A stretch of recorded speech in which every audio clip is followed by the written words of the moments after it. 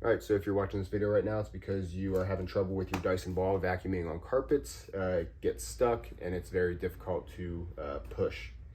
My wife has a lot of trouble with it, so I had to think of a good solution or buy another vacuum. So I came up with a 5-cent solution that would make this vacuum much easier to push on rugs and still be able to vacuum. I'm just gonna cut right to it. This is what I made.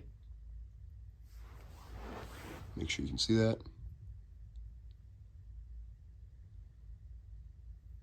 If you don't recognize what this was originally,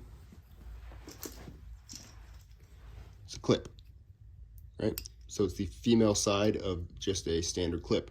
I'm sure you have these sitting around somewhere that you can salvage, and yeah, it makes this vacuum 100 times better.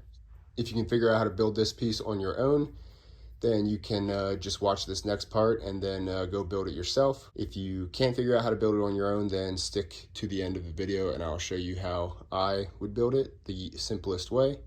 All right, so as you can tell by the side of my Dyson, this thing has been used and abused, and yeah, still going strong.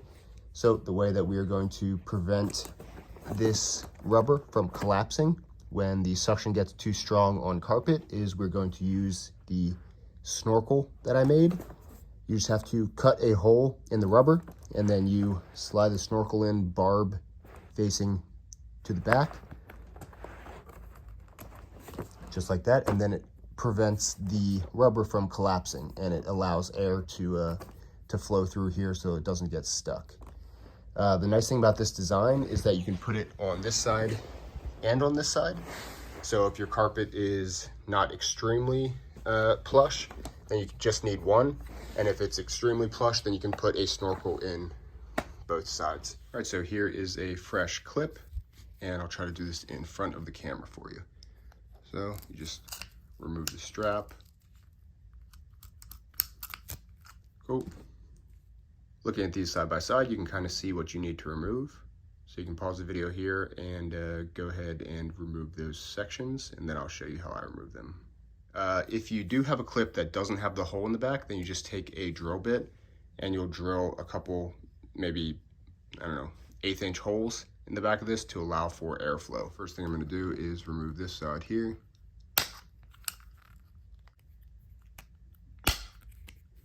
Great, kind of broke it off like this. You can always clean it up with some sandpaper later. And then you're going to remove this portion and this portion. Boom. All right, so obviously that's a very crude example, but I'm just showing you how it is made, and you can clean that up there and there with sandpaper. So now you have pretty identical snorkels here. So yeah, this was the cheapest and easiest solution that I could come up with, and yeah, it works like a charm. I have seen videos where people insert PVC pipes inside the head. They have to take apart the head and put the PVC pipe in. That seems like it works. Basically anything to keep this from collapsing, the head from collapsing, and yeah, allowing some type of airflow through there. So yeah, sometimes these Dysons are just a little bit too powerful. I hope this simple modification saves you from going out and buying a new vacuum. It really turns this Dyson, which is already a great vacuum, into an even better vacuum. So go ahead, like and subscribe, and let me know what you think of the video, and hopefully it helps. Thanks.